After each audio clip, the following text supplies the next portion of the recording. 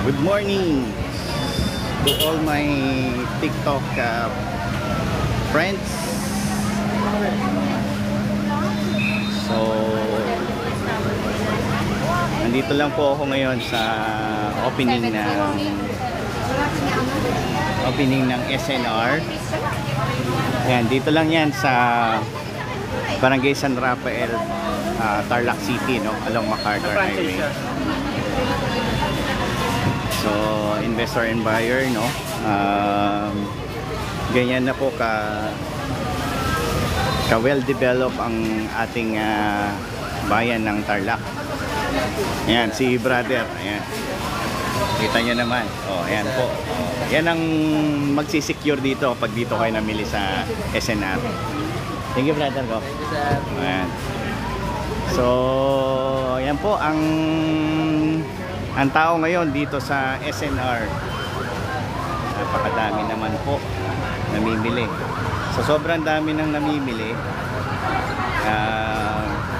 Yung mga tao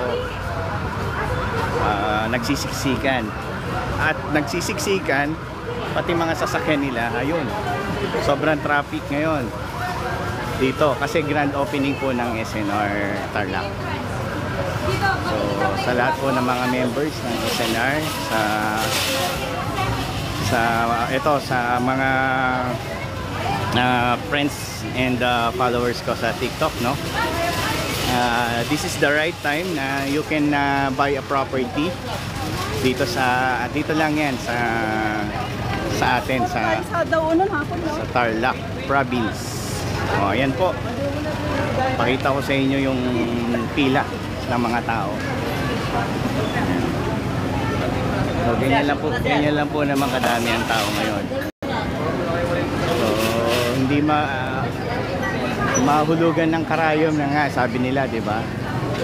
So, to all foreigners na so, we have a pila. Ayan, so, nakapila ang mga shopper. So, ito yung mga newcomer na shopper, nakapila sila. Siguro ang approximately ng mga tao dyan na nakapila, siguro bibilangin natin, they have a 3,000 na shopper na nakapila ngayon. And then hindi pa dyan kumbaga nabibilang ang mga taong nandun sa loob. So yung mga maagang pumila, so maaga din silang nakapasok. So ayan po, pinapakita ko po ngayon sa inyo ang grand opening ng SNR. So SNR Tarlac. So maganda dito sa SNR, yung mga imported na goods, no? Of course, low ang price. Tapos if you are a member pa, they have mga points and gift. So soon, ang mga project namin ni SMDC, actually malapit lang dito. Pero kung yung mga hindi familiar sa lugar ng Tarlac, no, this location is located in Tarlac City. Ang layo ng SM Tarlac City dito sa SNR Tarlac, so approximately mga nasa sabihin na natin na 1.5 to 2 kilometers away. So mga traveling time lang, mga 5 to 6 minutes ang proximity distance po. Ayan.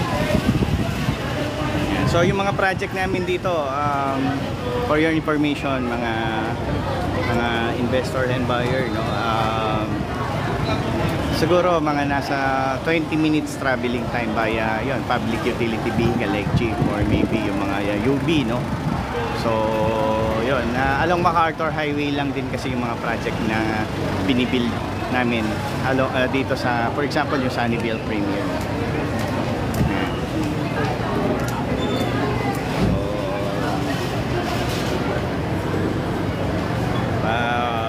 pasend naman po ng mga heart dyan para naman po every time na nabibigyan ko kayo ng mga updates dito sa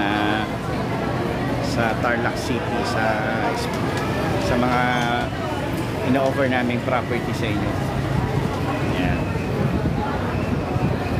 So sa mga oras na to, time check, it's 12:20 PM na po. So lunch break na. Pero kita nyo, lunch break na, pero ang dami pa rin mga tao. Ayan. So bigyan ko po kayo ng konting idea with the project na ino-offer namin.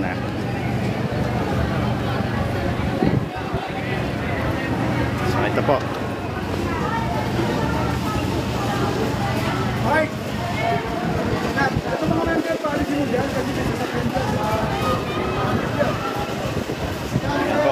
Ito po ang mga project namin. So meron tayong duplex, townhouse, single attached, so clusters. So gaganda po, no? Kayang-kaya to ng mga OFW natin. So lahat po ng mga viewers ko sa iba-ibang bansa ngayon, particularly mga OFWs, mga asawa ng foreigners. So this is the right time na mag-invest kayo here at dito sa Tarlac province po. Guaranteed yun na mag-invest kayo ngayon, yung in-invest yung money, magmumultiply po yan. True po yun. 101 or 203% or 300% or maybe sample lang, meron akong mga kakilala na nasa Canada. They bought property lot or house and lot. Nabili lang nila ng 500,000 ngayon, nabenta nila ng 8 million. And dahil bakit? Sabi ko nga sa inyo, ang Tarlac ngayon puno na ng mga developments. Nandito na po ang nagsipasok ng Aboitiz Tari, yung Tarlac Aboitiz real estate, industrial. Tapos nandito na rin ang Ayala Land, which is Crescendo Ayala. So kami, SCSM po, nandito na rin. So nagbi-build na kami ng mga una residential muna, and then si Tari ngayon nagbi-build ng planta ng yung favorite nyo na Coca-Cola. So pinakamalaking planta dito ilalagay yan sa Tarlac City po. So yan. And then para at least pag dito na kayo nakatira, nakikita nyo naman po ang mga pila ng shopper ng di ba? So napakadami naman po. Ganyan po ang location ng ating Tarlac province ngayon. So we encourage lahat ng mga OFW, yung mga followers ko na nasa ibang bansa, mag-invest na kayo ng inyong property. Dito po yan sa Tarlac province, and of course nearby Pampanga. Si Pampanga kasi madami ding kaming dinidevelop doon. So ang advantage lang natin malapit siya sa airport. Pangalawa, walang ganong traffic kasi nga yung mga diversion road na napakaluwang na. Pinaluwang na talaga yung mga roads natin, and meron na tayong ECTEX, yung tinatawag natin Subic Clark Tarlac Expressway. They have also yung TIPLEX, Tarlac Pangasinan Expressway. Meron na rin tayong SILEX. Yung SILEX, connecting yan from Tarlac City going to sa Cabanatuan City in Nueva Ecija. So yun, open pa yun. Wala pang bayad yung toll na yun. Then of course yung NLEX natin. Tapos for your information po, may ginagawa ngayon na highway or connecting ng Zambales to Tarlac province. So ongoing po ang development ng nasabing highway po. So hi babe. thank you very much for joining. Ayan. And then Minda Amy Garcia Bergon. Ayan. Thank you ma'am for watching. Ayan. So ayan po ang mga shopper natin ngayon. Ang dami po. Ayan si Mother oh. Kita nyo naman po. So I will invite you na dito po mag-invest ng inyong property. So guarantee ko sa inyo na sobrang laki ng ROI ng investment nyo po. So, konting ito naman property na ino-offer namin po is yun nga, pwede sa Pag-ibig. Yan, pwede sa bangko. Yan. So, yun po. Hi, JE KF21. So, thank you for watching. Yan. So, kailangan po natin, ayan, may mga foreigner dito. Ayan, si Sir. Ayan. Foreigner. Ayan. Ito si Ma'am. Ayan. So, ayan si Ma'am. Oh. Kita mo naman, oh, may kausap pa. Oh. Ayan. So, sobrang dami po ng shopper ngayon. Grabe. Makita niyo po kung gaano ang purchasing power ng mga taga Tarlac and then nearby province. Kanina may mga kausap po ako from Angeles City, Pampanga, nagpunta po dito, and then from Mabalacat City, tapos for sure may mga dito taga Pangasinan. So syempre baka nakapila pa lang yung iba naman at least taga dito lang din sa Tarlac. So nakikita nyo naman po ang purchasing power ng mga resident po ng taga Tarlac. So yung pag sinabi nating yung may kakayahan ng mga taga dito, so ibig sabihin yung flow ng cash dito sa province of Tarlac maganda po. Kasi nga madami po tayong mga industrial hub na nandito. So yun, yung mga wala pang idea sa mga place natin, no? Ang mga industrial hub natin nandito, unang-una yung pinakamatagal, yung International Wiring System. That is Japanese firm na matagal na silang merong paggawa ng mga parts ng yung mga ginagamit yung sasakyan. Yan, yung Toyota, Nissan, Mitsubishi. So yan, doon po yan na mina-manufacture dito yan sa Luisita Industrial Park. Yung kung ine-export na like for example chippy, yung noodles nyo, yan na yun na kinakain yan made in the Philippines. So dito lang din po yan na mina-manufacture sa URC po. So kaya magandang dito, maganda mag-invest ng mga paupahan, parentahan kasi yan, yung mga nagwo-work dito na taga-ibang province, so they need at least kailangan po nila ng matitirhan. Yan, yung sinasabi natin na kailangan nila na bed space or yung marerentahan. So yan, para at least kung meron po kayong property dito, nagwo-work kayo dyan sa ibang bansa, at the same time dito naman kumikita kayo ng rental income. Hindi lang yon, ang pinakakita nyo doon yung appreciation ng value ng property. Ako medyo kabisado ko ang kumbaga ang Tarlac. Why? Because I was born sa Tarlac. Ang maganda po dito, no, kung medyo aware kayo sa government natin before nung time ni President Rodrigo Duterte, no, pinamahagi niya kasi yung mga parcel of land dito sa mga magsasaka sa sa beneficiaries. So ngayon, dati yan alam natin na own ng Coangco majority of Land of Tarlac. Pero ngayon na-i-distribute na sa mga magsasaka sa beneficiaries. Ngayon, itong mga magsasaka beneficiary, nagkaroon ng parang collaboration, tawag nga doon.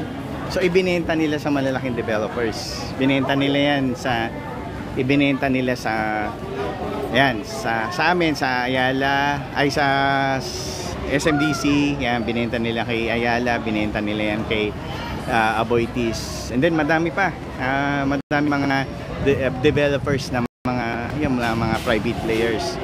So mga foreigners din actually nag-invest na rin ng mga lupa dito, nagsibilihan na. Kasi ganon kaganda ang Tarlac. Kasi bakit? Dahil dito ilalagay ang Bangko Sentral ng Pilipinas soon. Dito lang yan sa New Clark City. So sa New Clark City right now, matatagpuan nyo dyan ang almost 9,000 hektarya na owned by Philippine government. So yan, magiging parang kasing laki ng Manhattan, New York. Magiging kwan natin yan. Soon, lahat ng mga foreigner na dito yan nagpupuntahan sa atin. Dito yan magtutour, mamamasyal. Yan. So, ayan po. So, pwede naman po bang paki-heart ang aking video? Yan, dito sa grand opening ng SNR. Ayan po. So kung nandito po kayo ngayon sa katayuan ko, no, hindi ka gugutomin kasi halos lahat ng mga gugutomin ka pala kasi lahat ng makikita mo ng nasa cart ng mga karamihan shopper pagkain eh. Ayan.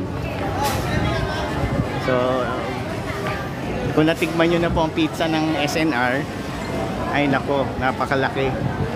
So isang slice lang doon busog na busog ka na. Tama. Ito si Tropa, ayan, si Tropa. Tropa. Oh, di ba? Kita niyo na ba yung mga matitigas sa mga security natin dito sa SNR. Maganda dito, no.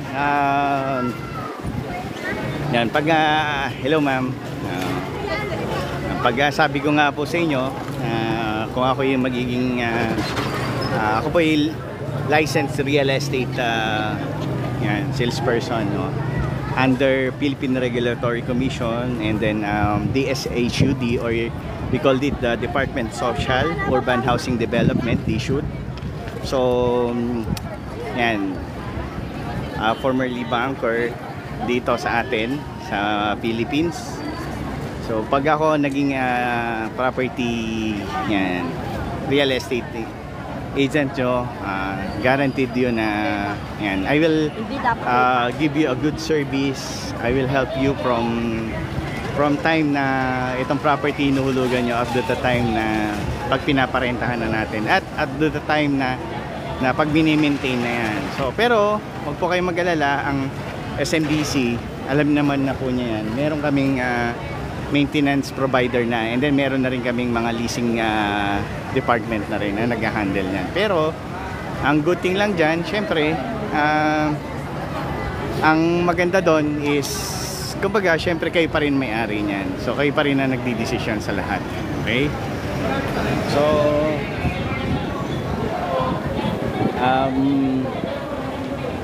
ayan po. So gusto niyo po mag-membro dito sa SNR. So yan, they have a free membership dito. Yan. So ngayon nag-a-accept pa sila ng mga ganyan, pero soon mawawala na rin yan. So, ang dami pong, sobrang dami po ng shopper ngayon, grabe. So nandito po kayo, makikita nyo ang ganda niyan. Papasok ka ng tatlo. Yan. So ito yung mga marshals natin na So imagine nyo po, no, yung parking natin Ito, itong parking na to na nakikita nyo sa front ng SNR.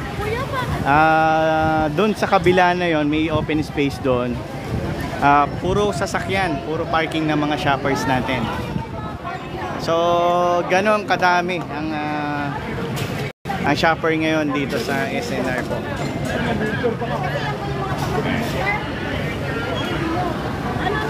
So, sino po ba ang mga mag-like naman po dyan at mag-heart naman ang mga miyembro ng SNR. Yan, kasi international din itong natin eh.